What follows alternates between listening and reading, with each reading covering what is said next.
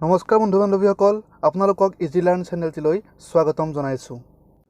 যদিহে চেনেলটিত আপুনি নতুন তেনেহ'লে ছাবস্ক্ৰাইব কৰিব আৰু নটিফিকেশ্যনসমূহ পাই থাকিবৰ কাৰণে ঘণ্টাটো বজাই দিব। আজিৰ পাঠ প্ৰিপজিশ্যনছ। আজি আমি আলোচনা কৰিম পাৰ্টছ অফ স্পীচৰ অন্যতম এটা ভাগ প্ৰিপজিশ্যনছ বা অব্যয়পদৰ বিষয়ে। আহকচোন তেন্তে আমি ভিডিঅ'টি আৰম্ভ কৰোঁ। প্ৰথমে প্ৰিপজিশ্যন কাক বোলে তাক জানি লোৱা হওক।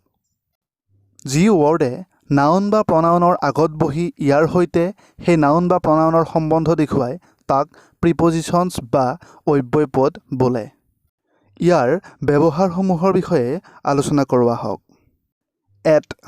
এতে ত বুজায়। সৰু ঠাইৰ নামৰ আগত এট ব্যৱহাৰ কৰা হয়।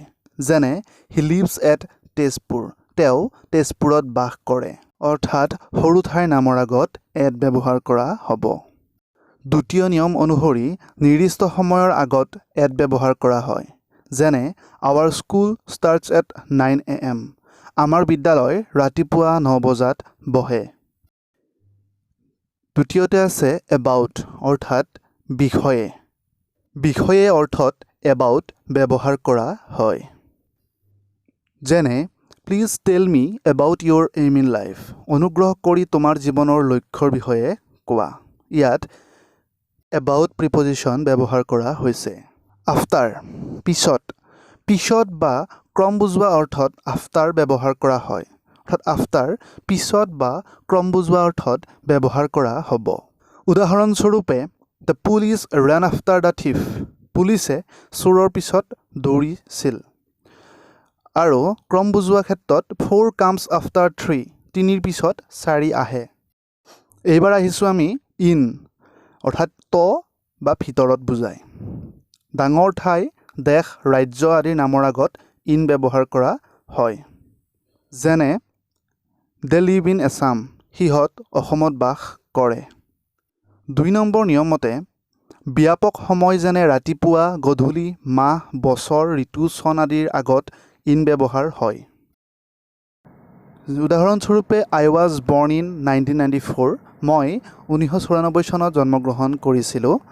শ্বি gets up early in the morning, তাই পুৱা সোনকালে শুই উঠে। ভিতৰত বুজোৱা অৰ্থত ইন ব্যৱহাৰ কৰা হয়।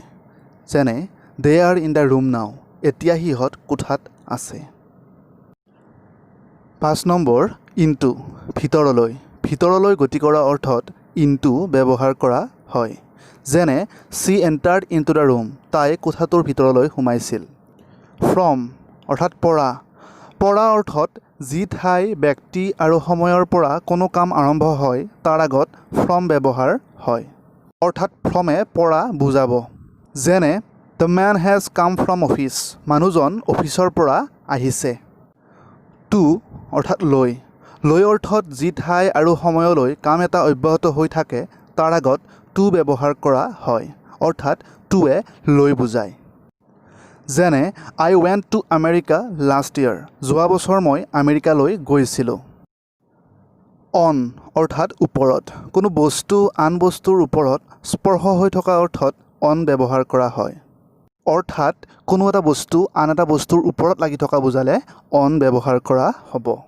যেনে the book is on the table, কিতাপখন মেজৰ ওপৰত আছে।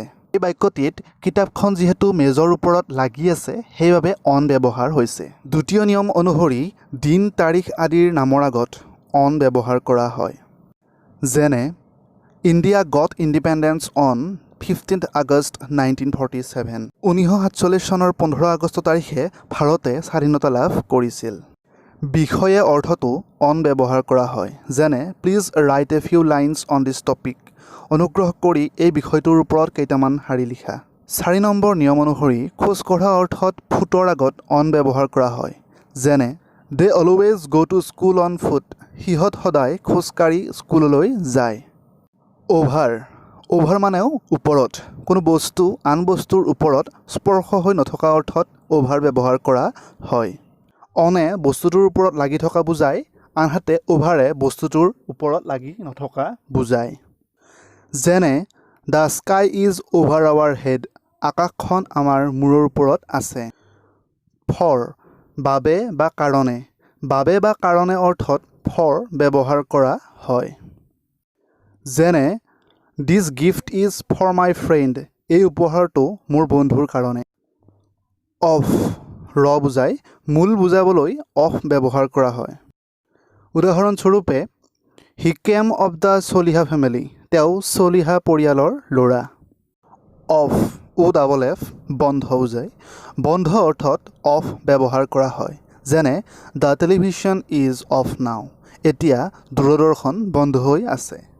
দ্বিতীয় নিয়ম অনুসৰি যান বাহনৰ পৰা নমা অৰ্থত গেটৰ সৈতে অফ ব্যৱহাৰ কৰা হয়। যেনে the girl got off the train, ছোৱালীজনী ৰেলৰ পৰা নামিছিল। এক্ৰছ ইপাৰ সিপাৰ, ইমূৰৰ পৰা সিমূৰ অৰ্থত এক্ৰছ ব্যৱহাৰ কৰা হয়। যেনে there is a bridge across the river, নদীৰ ইমূৰৰ পৰা সিমূৰলৈ এখন দলং আছে। এইবাৰ আহিছোঁ বাই দ্বাৰা। কৰ্তাৰ আগত পেছিভ ভইচত বাই ব্যৱহাৰ কৰা হয়। যেনে the tiger was killed by the hunter, চিকাৰীজনৰ দ্বাৰা বাঘটো মৰা হৈছিল। দ্বিতীয় নিয়ম অনুসৰি কাষত অৰ্থ বুজাবলৈ বাই ব্যৱহাৰ কৰা হয়। যেনে প্লিজ ছিট বাই মি, অনুগ্ৰহ কৰি মোৰ কাষত বহা। যিকোনো যান বাহনৰ দ্বাৰা ভ্ৰমণ কৰা বুজাবলৈ বাই ব্যৱহাৰ কৰা হয়। যেনে she always goes to school by bicycle, তাই সদায় চাইকেলেৰে বিদ্যালয়লৈ যায়। বন্ধুসকল, আজিৰ আলোচনাত প্ৰিপজিশ্যন কাক বোলে আৰু ইয়াৰ ব্যৱহাৰসমূহৰ বিষয়ে আলোচনা কৰা হ'ল। আশা কৰিছোঁ আজিৰ আলোচনাৰ পৰা আপোনালোক উপকৃত হৈছে। চেনেলটো চাই থাকিবৰ কাৰণে চেনেলটো ছাবস্ক্ৰাইব কৰি ল'ব। ধন্যবাদ।